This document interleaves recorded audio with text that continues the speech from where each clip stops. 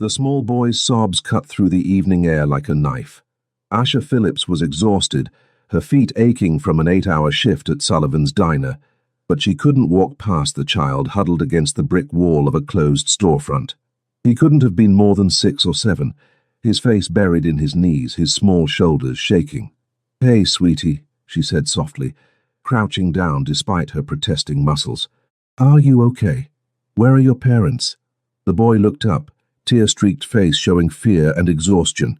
He said something in what sounded like Korean, then switched to hesitant English. I'm lost.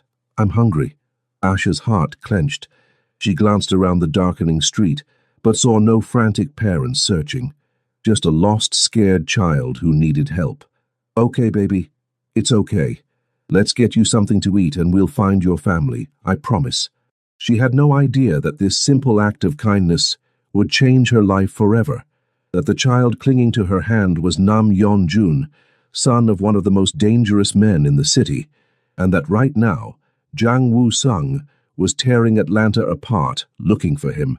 12 hours earlier, Asha Phillips had started her day the same way she always did, staring at her reflection in the bathroom mirror of her tiny studio apartment, giving herself the same pep talk she'd been repeating for 3 years. "You're doing fine," she told her reflection, her caramel-toned skin still glowing despite minimal sleep, her natural curls pulled back in a practical ponytail. "You've got a job, you've got a roof over your head, and you're making it work." At 28, making it work was about all Asha could claim. The dream she'd had of culinary school had faded when her mother got sick 5 years ago. The money she'd saved had gone to medical bills, and after her mother passed, Asha had found herself alone in a city that didn't care about orphaned daughters with big dreams and empty bank accounts. But she was a survivor. She'd always been a survivor.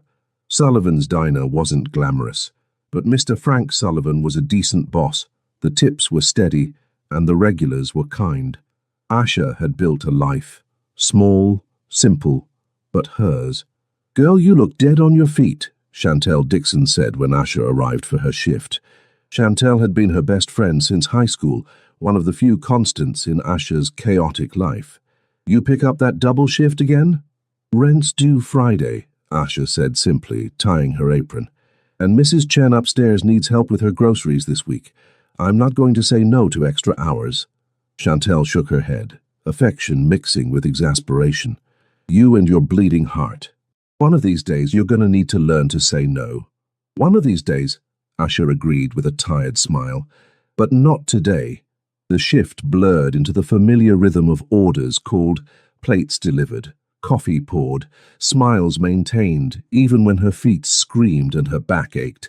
By the time 8 o'clock arrived, Asha was running on fumes and sheer determination. "Get home safe," Mr. Sullivan called as she clocked out. "And Asha, take tomorrow off. You've worked 6 doubles in 2 weeks." "I'm fine, Mr. Sullivan." "That wasn't a request," the older man said firmly, but his eyes were kind. "Rest. The diner will survive one day without you." Asha walked home through streets growing dark, her thoughts already on the leftover pasta waiting in her fridge, and the blissful moment when she could finally take off her shoes. She took her usual route through the commercial district, past the closed shops and the few restaurants still serving dinner. That's when she heard it, a sound that stopped her in her tracks, a child crying. Asha's head turned sharply, her exhaustion forgotten. There, in the shadowed alcove of a shuttered store, a small figure huddled against the brick wall, face buried in his knees. Her heart lurched. She looked around, expecting to see parents nearby, maybe dealing with a tantrum or a tired child. But the street was nearly empty, just a few pedestrians hurrying past without a glance at the crying boy. "Hey, sweetie," Asha said softly, approaching slowly so she wouldn't startle him. She crouched down, ignoring her protesting knees. "Are you okay? Where are your parents?" The boy looked up, and Asha's breath caught. He was beautiful, delicate features, large dark eyes swimming with tears, black hair slightly mussed. He was also clearly Korean, and clearly terrified. He said something in rapid Korean, his voice breaking. Then, seeing her confused expression, he switched to heavily accented English. "I'm lost. I don't know where..." Okay, Asha said gently. It's okay to be scared, baby, but you're safe now. What's your name? Yeonjun, the boy whispered. Nam Yeonjun. I'm Asha. Nice to meet you, Yeonjun. She kept her voice calm, soothing, the way she used to talk to children at her mother's church. How old are you, sweetheart? He held up 6 fingers, fresh tears spilling down his cheeks. I ran away, I was mad. But then I got lost and it got dark and I'm hungry and I want to go home, but I don't know how. Shh, it's okay, Asha interrupted gently. She wanted to hug him but held back, aware that he didn't know her. We're going to figure this out. First, let's get you something to eat. When did you last have food? This morning, he admitted. Before I left. Asha's heart clenched. This child had been alone and scared for hours. All right, there's a little Korean restaurant 2 blocks from here that's open late. How about we get you some food and you can tell me your parents' phone number? We'll call them and get you home safe. Sound good? Yeonjun nodded, relief flooding his small face. When Asha stood and offered her hand, he took it without hesitation, his tiny fingers gripping hers tightly. The Korean restaurant was warm and bright, and the elderly woman behind the counter took one look at Yeonjun's tear-stained face and immediately started fussing over him in Korean. Asha ordered him tteokbokki and manduguk, watching as he ate like he was starving. Better? She asked gently when he'd slowed down. He nodded, some color returning to his cheeks. Thank you, Asha-si. The honorific made her smile. You're very polite, Yeonjun. Your parents raised you well. Speaking of which, do you know their phone number? The boy's face crumpled. I only know my house number, but I don't know where the house is from here. Everything looks different in the dark. Asha thought quickly. What about your address, or your school? I don't go to school yet, Yeonjun said quietly. I have tutors at home, and I don't know the address. I just know we live in a big house with gates. A big house with gates. Private tutors. Asha was starting to realize this child came from serious money. What do your parents do for work? Yeonjun's face shuttered slightly, a guardedness that seemed far too adult for a 6-year-old. My daddy has businesses. Lots of businesses. And my mummy. His voice broke. My mummy died last year. Oh, sweetheart, Asha breathed, her hand covering his small one. I'm so sorry. Daddy's always busy now. Yeonjun continued, the words tumbling out as if he'd been holding them in for too long. He works all the time. Mrs. Lim takes care of me, but she's nice, but she's not my mom. And I miss my mom. And I wanted Daddy to pay attention, so I ran away to make him notice, but then I got scared and lost and… Hey, Asha soothed, squeezing his hand. Your daddy is probably looking for you right now. I bet he's really worried. You think so? Yeonjun's eyes were hopeful. I know so, Asha said firmly. Any parent would be terrified if their child went missing. Why don't we go to the police station? They can help find your family. Yeonjun's eyes widened with something like panic. No police. Asha blinked at the vehemence. Sweetheart, the police are there to help. Please, Yeonjun begged, gripping her hand tightly. Not the police. Daddy always says he doesn't like police. Please, Asha-si. Can you help me find my way home? I think I'd remember if I saw the gates.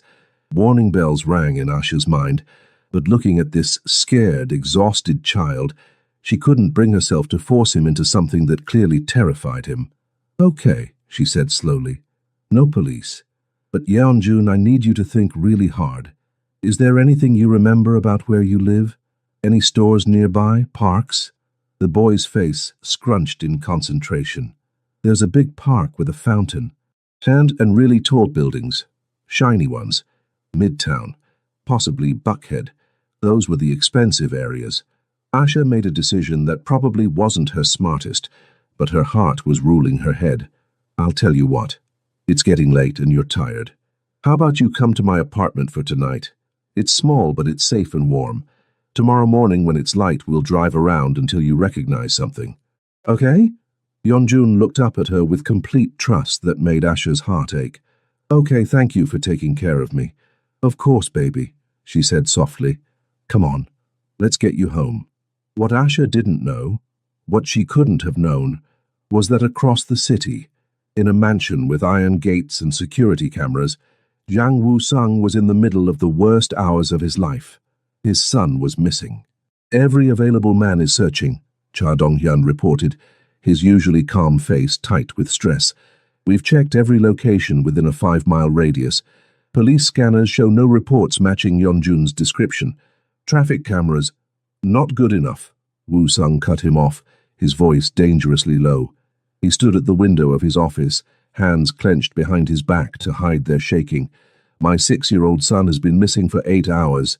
8 hours, Donghyun." "We'll find him," Donghyun said firmly. "Every member of the organization is looking. He can't have gone far." But Wusang's mind was spiraling. Yeonjun was small, vulnerable, alone in a city full of dangers, and it was his fault. He'd been too busy, too focused on the merger with the West Coast operations, too distracted by Jin Woo-hyuk's attempts to undermine his authority. He'd barely seen his son in days. And now Yeonjun was gone, and Wusang was faced with the terrifying possibility that he might never see his child again, that his last conversation with his son had been a distracted, "Not now, Yeonjun, I'm working," that had sent the boy's face crumpling in hurt. "Sir," Donghyun said quietly, "Dr. Go is here. He brought something to help you sleep." "I'm not sleeping until my son is home," Wusang said flatly. He'd made many enemies in his life, built an empire on fear and strategy, on calculated risks and ruthless decisions. He'd always known that empire came with a price. He just never thought his son would be the one to pay it. Somewhere in Atlanta, Yeonjun was alone and scared, or worse, captured by rivals who would use him as leverage, who would hurt an innocent child to get to Wusang. The thought made him physically ill. "Find him," he ordered Donghyun. "I don't care what it takes. Burn the city down if you have to. Find my son." What he didn't know was that at that very moment, his son was safe and warm, falling asleep on Asha Phillips's worn couch, wrapped in her softest blanket, with a full stomach, and a woman who'd shown him more genuine care in 3 hours than he'd felt in months. And when Wusang finally found them, nothing would ever be the same again. Asha woke to the sound of soft crying and sat bolt upright, momentarily disoriented. Then she remembered. Yeonjun. She'd given him her bed and taken the couch, but clearly the poor child was having nightmares. She padded to her bedroom and found him sitting up, tears streaming down his face. "Hey, sweetheart," she said gently, sitting on the edge of the bed. "Bad dream?" "I dreamed my daddy forgot about me," he whispered, "that he was so busy he forgot I was gone." Asha's heart broke. She made a decision and opened her arms. "Come here." Yeonjun crashed into her embrace, and Asha held him while he cried, rocking slightly and humming the same song her mother used to hum to her. Eventually, his sobs quieted to hiccups, then to steady breathing. "Your daddy hasn't forgotten you," she said softly. "I promise you that. Parents don't forget their children, no matter how busy they are." "My mummy died because she was in Daddy's car," Yeonjun said quietly. "Bad men tried to hurt Daddy, but they hurt Mommy instead. Sometimes I think Daddy looks at me and remembers her, and it hurts him." Asha closed her eyes, pieces clicking into place. A powerful man. Enemies who would attack his car. Fear of police. "Yeonjun, what kind of businesses does your daddy run?" The boy was quiet for a long moment. "I'm not supposed to talk about it," he finally said, "but Daddy owns lots of things.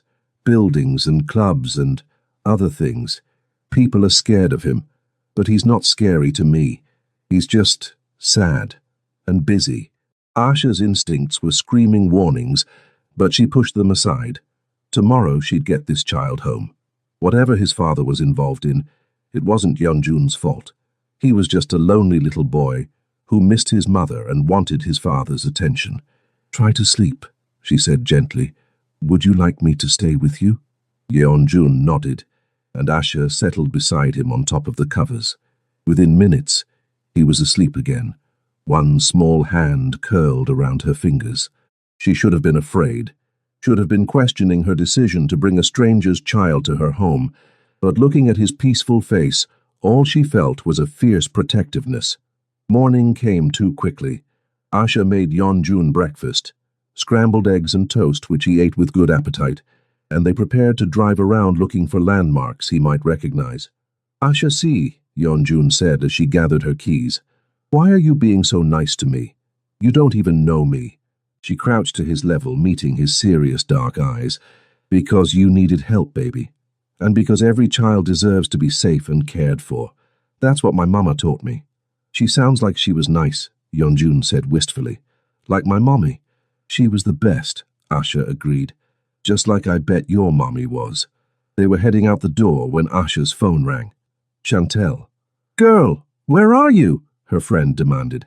"Mr. Sullivan said you're off today, but I wanted to check on you. You never take days off voluntarily." "I'm fine, Chantel, just running some errands." "Errands?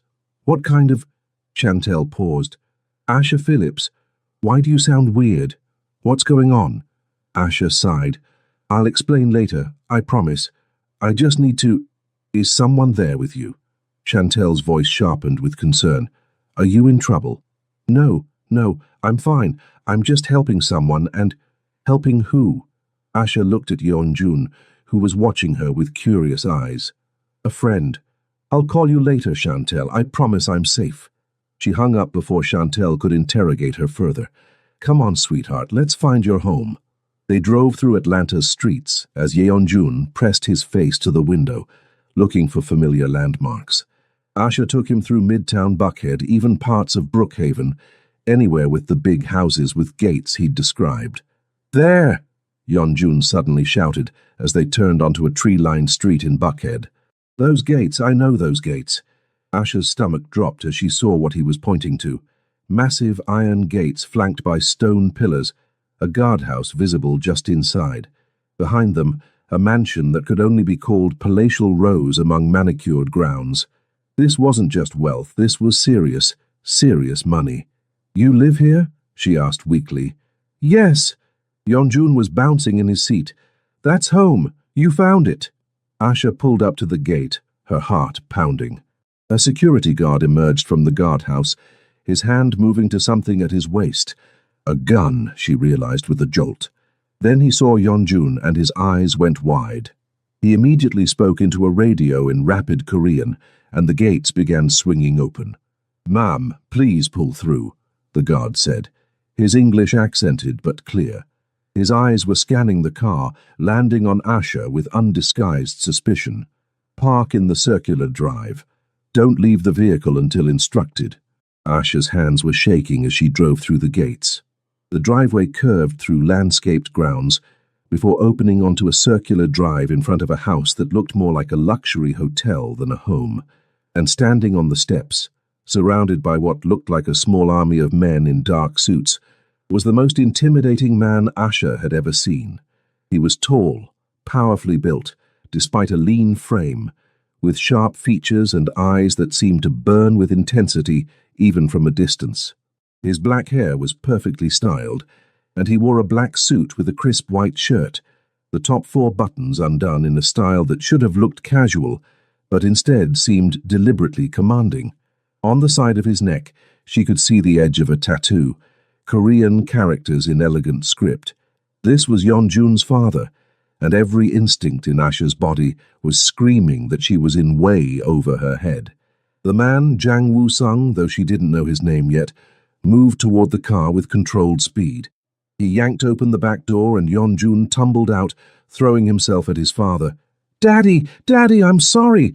I didn't mean to scare you. I just wanted—" "Shh!" Woo-sung cut him off, and Asha was shocked to see his hands shaking as he ran them over his son, checking for injuries. "Are you hurt? Did anyone hurt you?" "No, Daddy. Asha took care of me. She gave me food and let me sleep at her house, and she was really nice." Woo-sung's eyes snapped to Asha, who was still sitting frozen in the driver's seat. The intensity of his gaze pinned her in place. "Out," he ordered. "Now." Asha's hands fumbled with the door, and she stepped out on shaking legs. She was immediately surrounded by armed men, and she heard the distinctive sound of guns being cocked. "Wait!" Yeonjun shouted, pushing away from his father. "Don't hurt her. She helped me. I was lost and scared, and she took care of me." Wusung raised a hand, and the men lowered their weapons, though they didn't holster them. He studied Asha with eyes that seemed to see straight through her soul. "Who are you?" he demanded, his voice low and dangerous. "And why do you have my son?"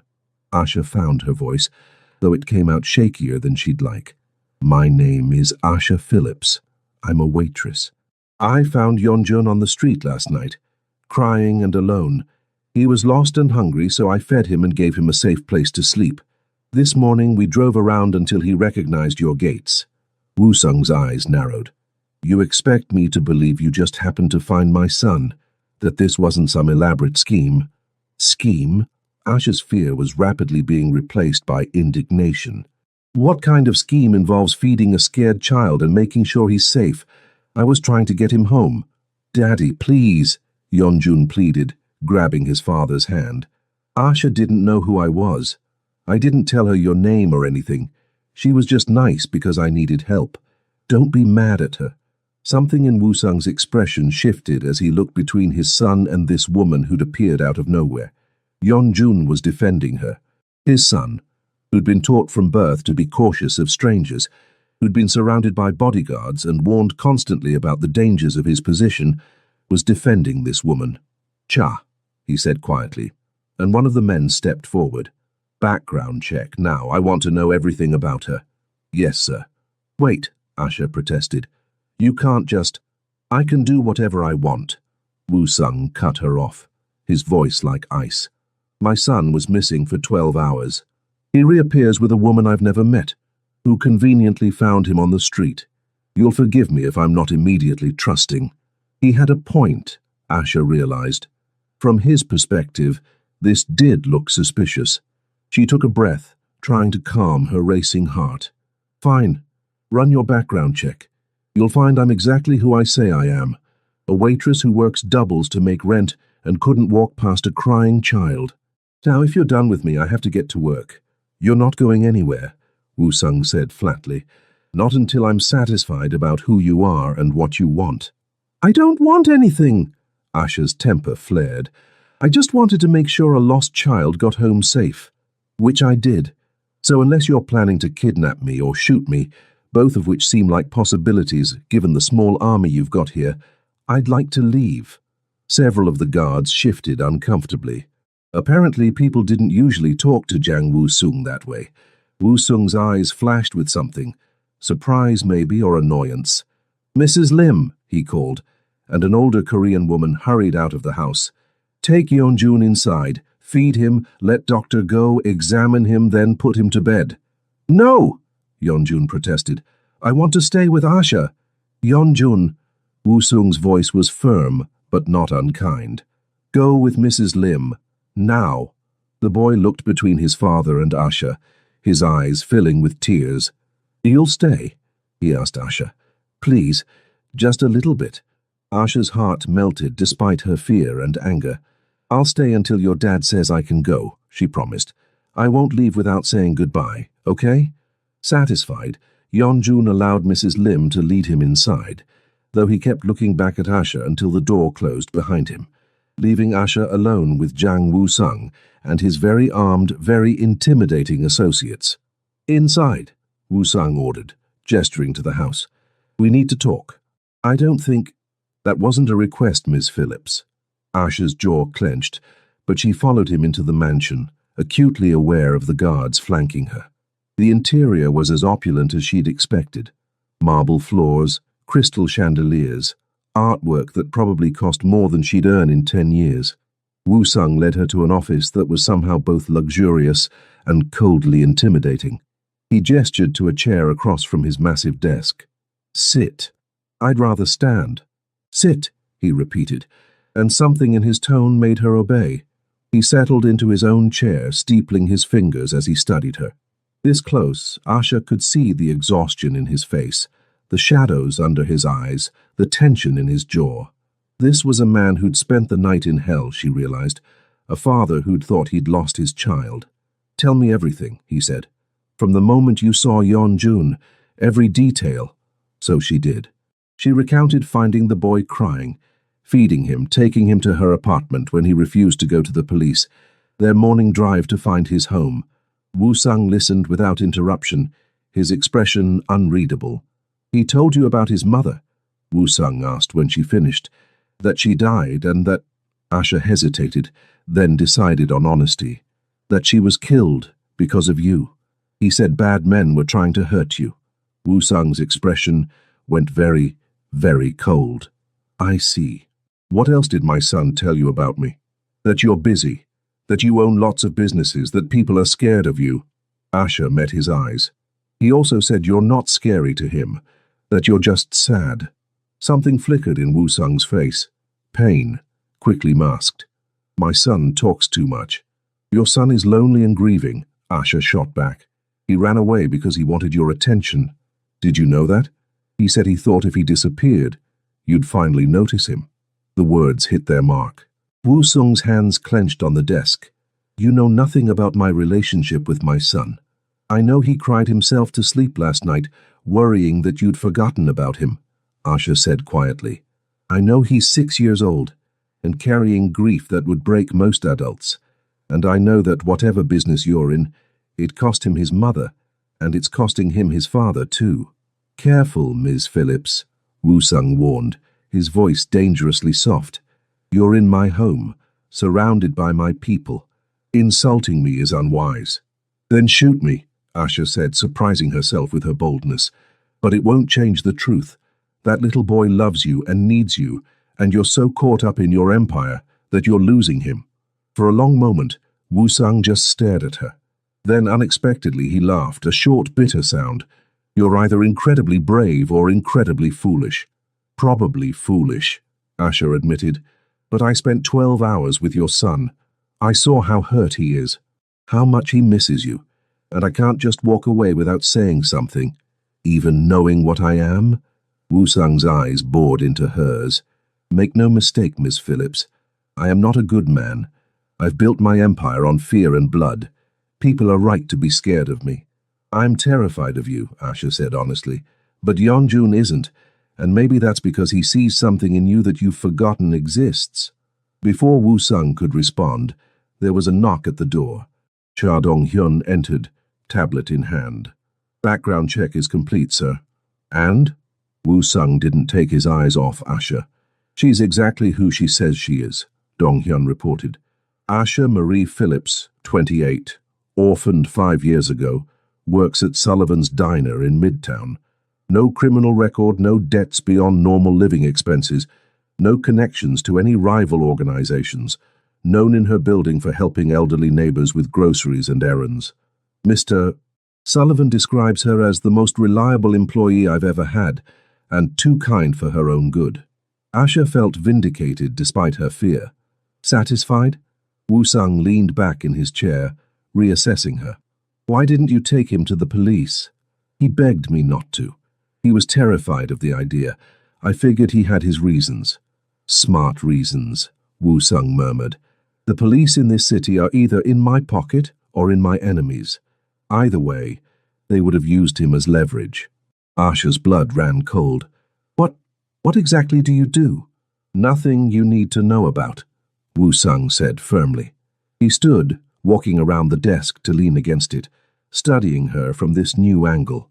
"You took care of my son, fed him, sheltered him, made him feel safe.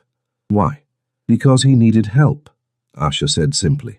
"What other reason do I need?" Something shifted in Wu Sung's expression. He'd spent his entire life in a world where people always wanted something: power, money, protection, revenge. The idea of someone acting purely out of kindness was almost foreign to him. "Sir," Dong-hyun said quietly, "Jin Woo-hyuk's people have been sniffing around. They know Yeonjun was missing. If they find out—" "They won't," Wu Sung cut him off sharply. He looked at Asha. "What you saw and heard here stays confidential. Am I clear?" "Crystal," Asha said. "Can I go now?" "Daddy?" A small voice came from the doorway. Yeonjun stood there in fresh pajamas, Dr. Go Sung-hyun behind him. "Is Asha leaving?" Wu Sung's expression softened in a way that transformed his face. "Yeonjun, you should be sleeping. I wanted to say goodbye," the boy said. running to Asha and throwing his arms around her waist. "Thank you for taking care of me." Asha hugged him back, emotion tightening her throat. "You take care of yourself, okay? And maybe talk to your daddy. Tell him how you feel. I bet he'll listen." "I will," Yeonjun promised. He looked up at his father. "Daddy, can Asha come back and visit, please?" "Yeonjun," Woo-sung's voice was strained. "Please, she's nice, and she makes me feel better, and I like her." Asha saw the conflict in Woo-sung's face. He didn't want outsiders in his world, in his son's life, but he also couldn't deny his child anything, especially not after the scare of the past day. "We'll see," he finally said, which made Yeonjun beam. "I'll take that as my cue to leave," Asha said gently, extracting herself from Yeonjun's hug. "You be good, sweetheart." She was almost to the door when Woo-sung's voice stopped her. "Ms. Phillips," she turned. He was holding out a business card. "If you need anything, a job, money, protection, anything, call that number." Asha took the card, seeing only a phone number, no name. "I don't need anything." "Nevertheless," Woo-sung said, "you protected my son when he was vulnerable. I don't forget debts." "It wasn't a debt," Asha said firmly. "It was just being human." She left before he could respond, Dong-hyun escorting her to her car. As she drove through the gates, she caught one last glimpse of Woo-sung standing in the doorway, Yeonjun in his arms, both of them watching her go. She should have been relieved to escape, should have been planning to forget this entire surreal experience. Instead, she couldn't stop thinking about a lonely little boy and his father who'd forgotten how to show love. And she definitely shouldn't have been thinking about the way Jang Woo-sung's intense gaze had made her heart race, or the brief glimpse of humanity she'd seen beneath his cold exterior. This was trouble. She knew it was trouble. She should stay far, far away. But as she looked at the business card on her passenger seat, something told her this wasn't over. Not by a long shot. Asha tried to go back to her normal life. She really did. She returned to her shifts at Sullivan's Diner, deflected Chantel's increasingly suspicious questions with vague answers, and tried not to think about Yeonjun or his intimidating father. It lasted 3 days. On the 4th day, a black luxury car pulled up outside the diner during her shift. Cha Dong-hyun emerged, looking distinctly out of place in his expensive suit among the diner's working-class clientele. Asha's heart jumped into her throat as he approached her table. "Ms. Phillips, Mr. Jang requests your presence." Every head in the diner turned toward them. Mr. Sullivan looked concerned, Chantel looked shocked, and Asha felt her face heat with embarrassment. "I'm working," she said quietly. "Mr. Jang is not a patient man," Dong-hyun replied. "It's regarding his son." Asha's concern spiked. "Is Yeonjun okay?" "He's fine, physically, but he's been difficult, refusing to eat properly, having nightmares. He keeps asking for you." Guilt and worry warred in Asha's chest. She'd known leaving would be hard on the boy, but she'd thought it was for the best. Getting involved with Jang Woo-sung's world could only end badly for someone like her. But the image of Yeonjun scared and not eating broke her heart. "Let me finish my shift." "Now, Miss Phillips." Asha looked at Mr. Sullivan, who nodded reluctantly. "Go, but be safe. And Asha, if you need help, you call me." The drive to the mansion was silent, Dong-hyun offering no information despite Asha's questions. When they arrived, she was led not to Woo-sung's office, but to a bright, cheerful room filled with toys and books, clearly Yeonjun's playroom. The boy was sitting on the floor, listlessly pushing a toy car back and forth. When he saw Asha, his face lit up like the sun. "Asha!" He ran to her, and she caught him in a hug. "You came back." "Of course I did," she said, kneeling to his level. "I heard you weren't feeling well. I missed you," Yeonjun said simply. "Mrs. Lim is nice, but she's not you. Will you stay? For a little while." Asha looked up to find Woo-sung standing in the doorway, watching them with an unreadable expression.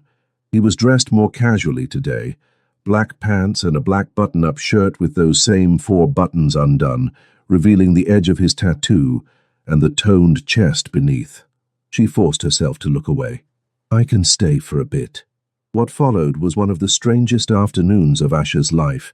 She played with Yeonjun, reading him stories and helping him build elaborate block towers, while Woo-sung worked at a desk in the corner, occasionally looking up from his laptop to watch them.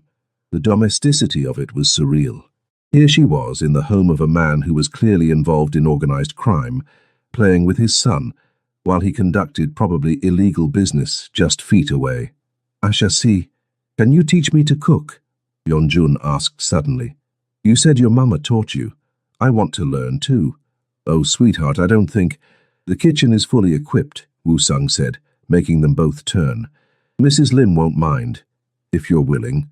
There was something in his eyes, a plea almost. He was trying, Asha realized. Trying to give his son something that made him happy, even if it meant allowing a stranger deeper into their lives. Okay, she found herself agreeing. Let's make cookies. Mrs. Lim was indeed accommodating, though she watched Asha with undisguised curiosity.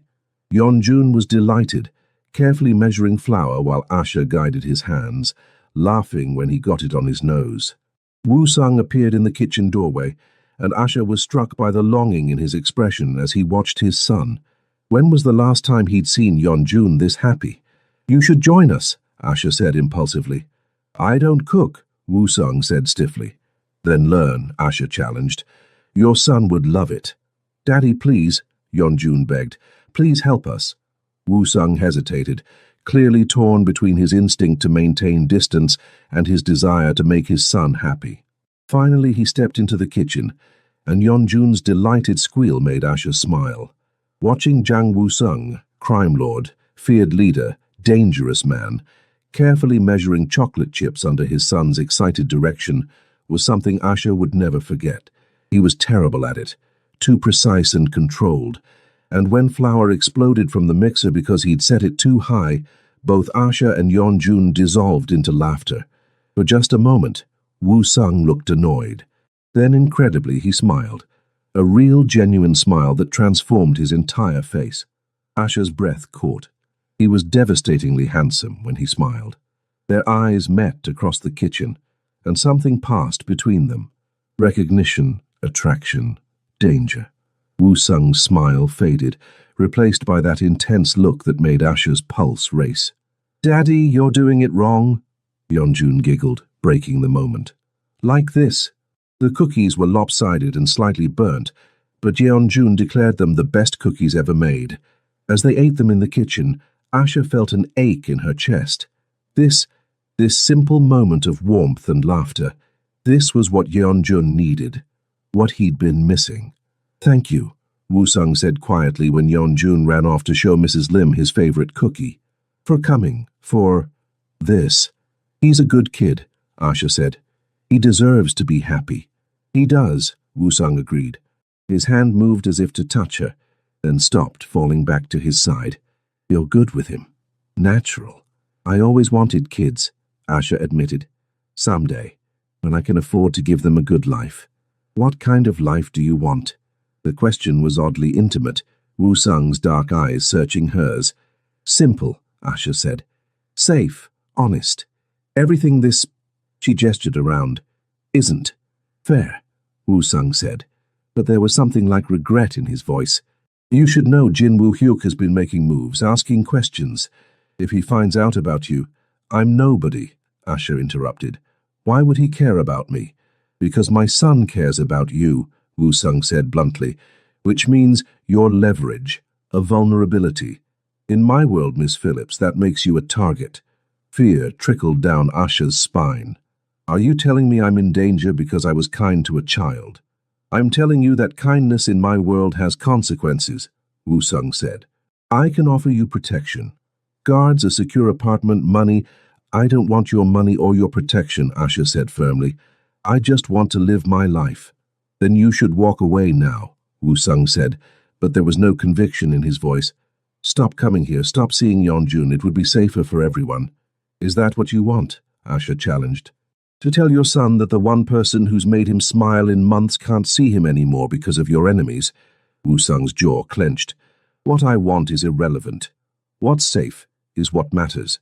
Daddy, Asha, Yeonjun called from the other room. "Come see what I drew." They stared at each other, the weight of impossible choices hanging between them. "One more visit," Woo-sung finally said. "Then you need to stay away, for your own safety." But they both knew it was already too late for that. As Asha left that evening, she found an envelope in her car. Inside was more money than she made in 3 months, and a note in precise handwriting. "For the food and your time. Non-negotiable. JW." She should have returned it, should have refused. Instead, she stared at the note, tracing the initials with her finger, and wondered how her simple life had become so complicated so quickly, and why, despite every logical reason to run, she was already looking forward to the next time she'd see Yeonjun, and maybe, though she barely admitted it to herself, his father too. 3 weeks. That's how long Asha managed to stay away. 3 weeks of Yeonjun's pleading phone calls.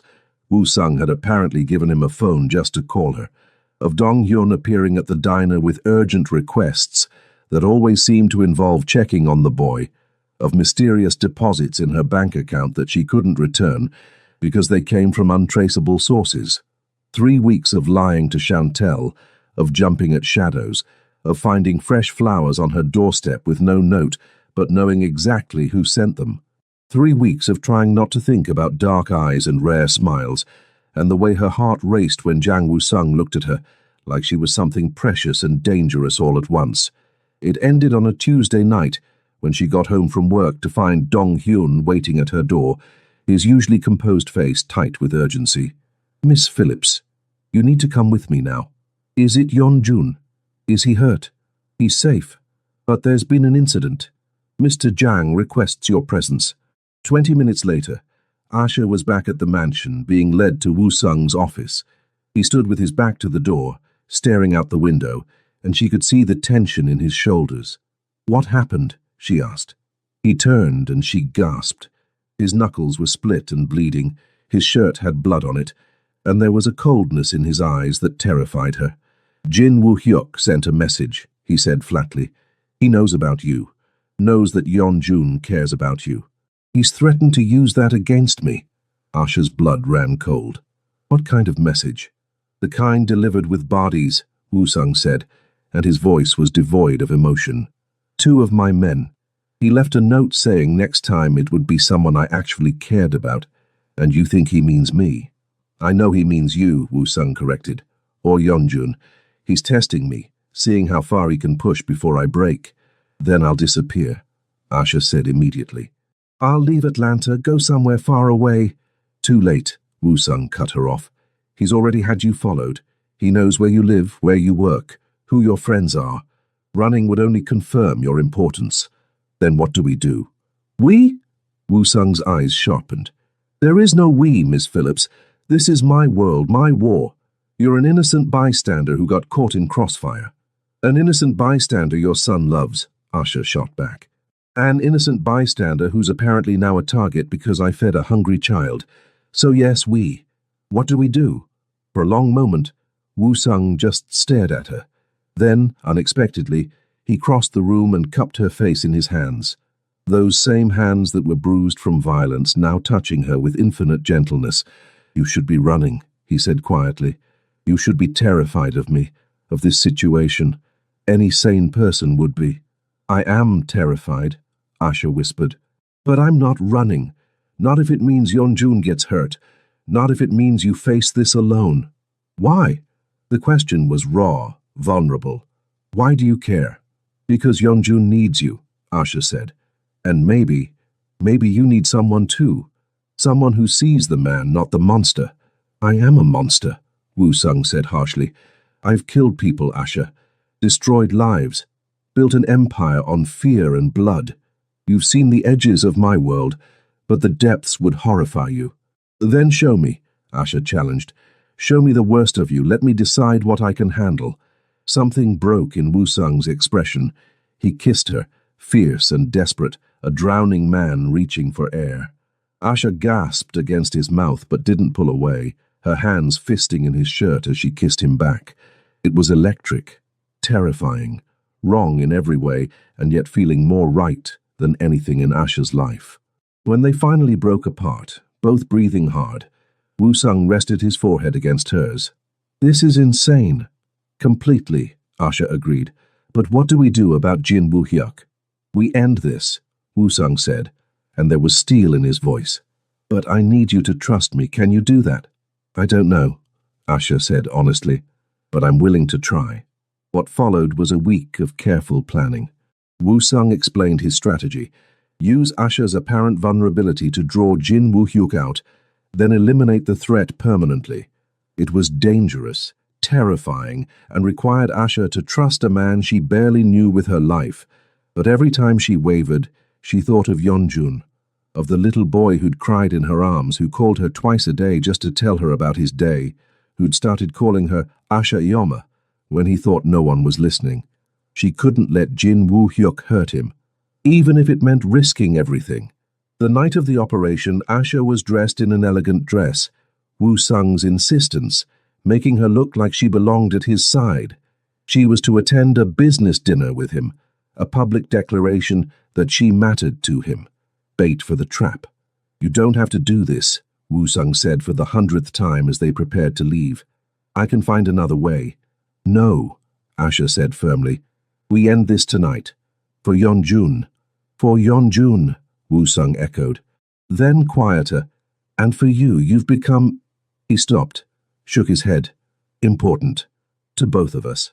The dinner was at an exclusive restaurant, surrounded by Wu-sung's people and watched by Jin Woo-hyuk's.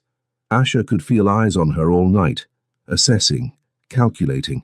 She forced herself to smile, to play her part, to look like a woman falling for a dangerous man. It wasn't entirely acting, she realized with a jolt.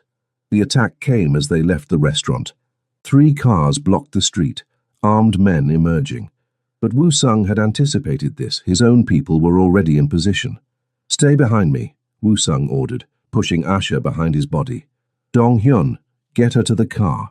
But before they could move, a single figure stepped forward from the attackers. Jin Woo-hyuk himself, older than Wu-sung, with cruel eyes and a smile that made Asha's skin crawl. "Jang Woo-sung," he called. "Nice to finally meet your weakness. She's prettier than I expected." "Touch her and you die," Wu-sung said coldly. "So protective," Jin Woo-hyuk mocked. "Tell me, does she know what you really are? Does she know about the people you've killed, the families you've destroyed?" "She knows enough," Wu-sung said, "and unlike you, she sees beyond the blood to the man beneath." "How touching," Jin Woo-hyuk sneered. "But it doesn't matter. You've gone soft, Wu-sung. This woman, your son, they're vulnerabilities. And vulnerabilities get exploited." "Then exploit them," Wu-sung challenged. "Right here, right now, you came to make a move. Make it." What happened next happened fast. Jin Woo-hyuk reached for a gun. Wu-sung moved like lightning, his own weapon already drawn. Shots rang out and Asha screamed as Dong-hyun shoved her to the ground, his body covering hers.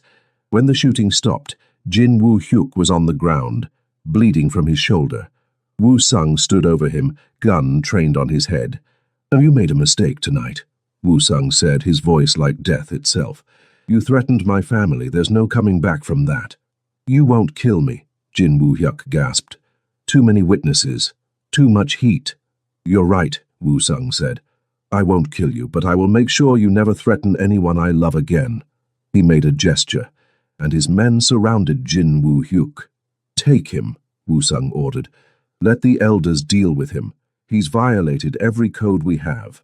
As Jin Woo-hyuk was dragged away, promising vengeance, Wu-sung turned to Asha. She was shaking, Dong-hyun helping her to her feet. "Are you hurt?" Wu-sung asked, running his hands over her frantically. "Did anyone touch you?" "I'm fine," Asha managed. "Is it over?" "It's over," Wu-sung confirmed. He pulled her into his arms and Asha felt him trembling. "I almost lost you. When those guns went off, I thought—" "I'm okay," Asha whispered. "We're okay." Later, back at the mansion, Asha sat with Yeonjun while he slept, stroking his hair. Wu-sung appeared in the doorway, freshly showered, the violence of the evening washed away, but not forgotten. "You should stay here tonight," he said quietly. "It's safer, until we're sure all of Jin's people are accounted for." "Okay." Asha agreed. She followed him out, leaving Yeonjun sleeping peacefully. In the hallway, Woo-sung stopped, turning to face her. I need to tell you something. About Yeonjun's mother. About how she died. You don't have to— Yes, I do, Woo-sung interrupted. If you're going to be in our lives, you deserve to know the truth. So he told her. About Go Seo-yoon, his wife, who'd known what he was and married him anyway, who'd been killed in an ambush meant for him, caught in crossfire she should never have been near. About the guilt that ate at him every day, the knowledge that loving him had cost her everything. I swore I'd never put anyone else at risk, he finished, that I'd keep Yeonjun safe by keeping him isolated, by never allowing myself to care about anyone else. But then you appeared, and you made my son smile again, and you looked at me like I was a man, not a monster, and I— You what? Asha whispered. I fell for you, Woo-sung admitted, despite every reason not to, despite knowing it puts you in danger. I fell for your kindness, your strength, the way you challenged me and cared for my son and refused to be intimidated by my world. And tonight, facing the possibility of losing you, I realized I can't let you go. Woo-sung, Asha breathed. But I will, he continued. If you want to leave, I'll let you go. I'll make sure you're protected, set up somewhere safe, give you enough money to start over, because I love you too much to trap you in this life. Asha's eyes filled with tears. You love me? Terrifyingly much, Woo-sung admitted. For someone I've only known a month, you've become essential. You and Yeonjun, you're my whole world. And that terrifies me because I know what this world does to the people I love. Asha stepped closer, placing her hand over his heart. What if I don't want to leave? What if I want to stay, even knowing the risks? Then you're crazy, Woo-sung said, but his arms were wrapping around her. Absolutely insane. Maybe, Asha agreed. But I love him too, Yeonjun. He's stolen my heart completely, and you— She looked up at him. You've shown me that people can be more than their worst choices, that redemption is possible, that love can exist even in dark places. I don't deserve you, Woo-sung whispered. Probably not, Asha said, but you've got me anyway. He kissed her then, slow and deep, full of promise and possibility. When they finally broke apart, Asha knew her life had changed irrevocably. She was in love with a crime lord. She'd become a mother figure to his son. She'd stepped into a dangerous world that could destroy her. And somehow, impossibly, it felt like exactly where she was meant to be. 18 months later, Asha woke to the smell of burning and sat up in alarm. Beside her, Woo-sung's side of the bed was empty, unusual for a Saturday morning when he usually slept in, pulling her close and refusing to let her leave until Yeonjun inevitably crashed into their room demanding breakfast. Their room, their bed. The thought still made her smile. She pulled on Woo-sung's discarded shirt, her favorite thing to sleep in, and padded downstairs.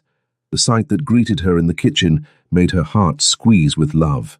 Woo-sung stood at the stove, flower in his hair, wearing an apron that said "Kiss the Cook" that Yeonjun had picked out, and Yeonjun himself, now 7.5, stood on a step stool beside him, both of them intently focused on what appeared to be pancakes, very burnt pancakes.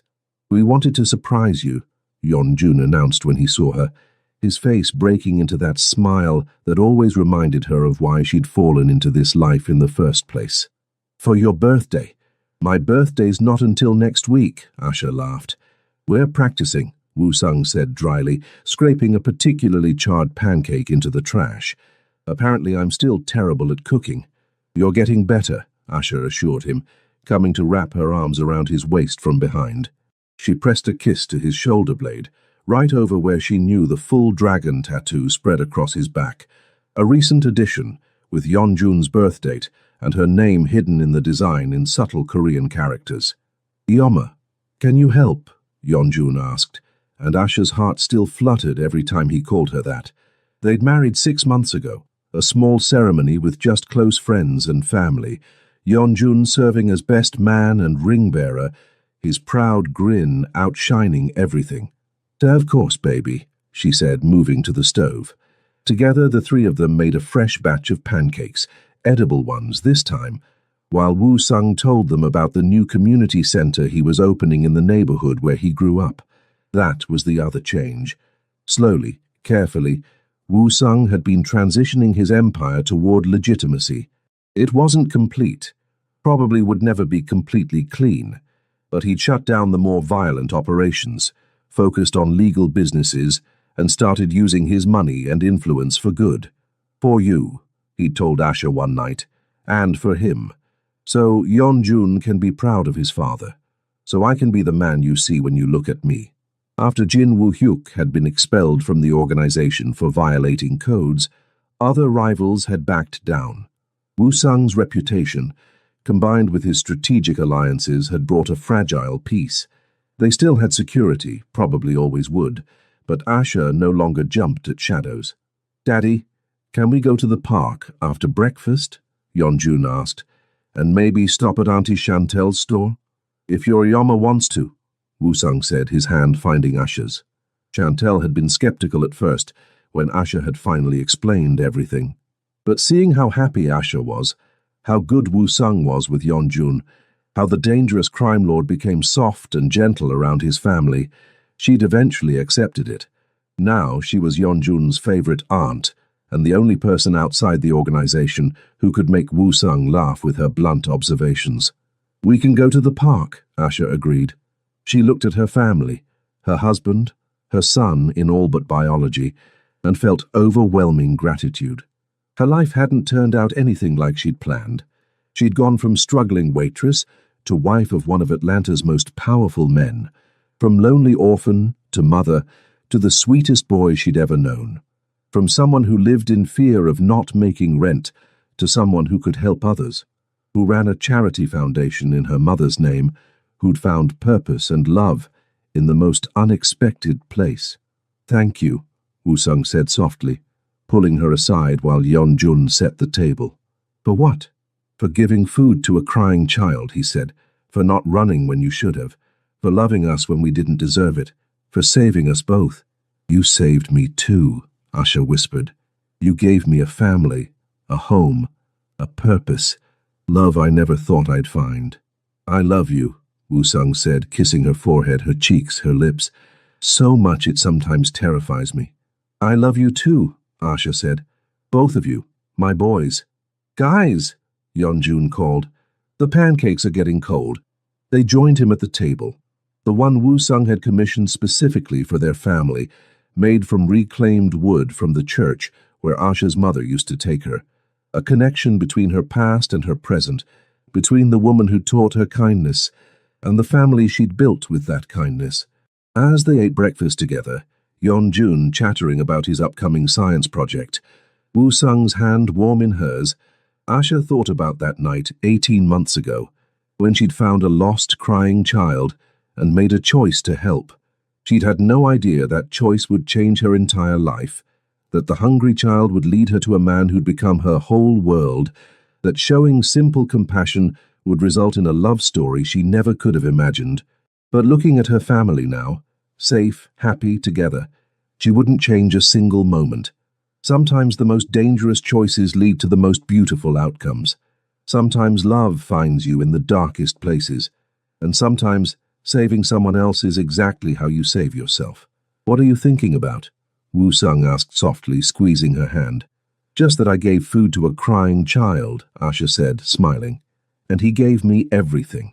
"We gave each other everything," Wu Sung corrected. He pulled her close, Yeonjun giggling as he joined their hug, and Asha knew with absolute certainty that she was exactly where she belonged. Home.